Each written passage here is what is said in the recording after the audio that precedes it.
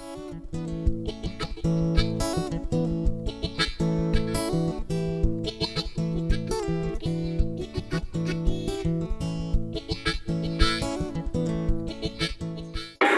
hita fa manana finiavana ny ireo mpilalao voabiantsika izany.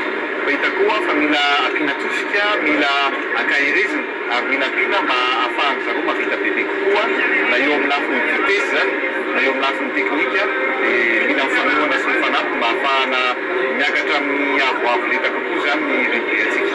Hitanareo nga manifantaraza maromaro zao ny zavatra fifaninanana ataontsika eto, fifaninanana raisam-pirenena, zavatra milaza zany ny fahavonona ny fitondrana, ny fahavonona ny firenena, ny fahavonona ny ekipa sy ny fédération miandray an'izany kanina izany ka dia ny fitondram-panjakana mazava ho azy fa tsy maintsy anampy an'ireo izay mendriky ny atosika sy ampiana amin'ny fanatosana sy ny fikarakarana n'ireny lalao na iraisam-pirenena na ny lalao eto toerana ihany koa. Misy io resaka teknika sisa no ijerevana miaraka amin'ny filohan'ny fédération. Izy io misy karazany roa.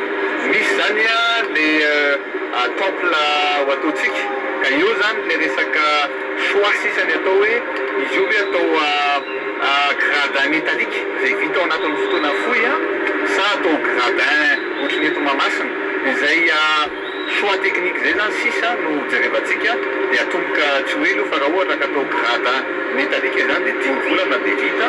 Raha ohatra ka atao gradin béton ohatran'ny eto Mahamasina dia 6 volana na 12 volana eo no mifahavitana.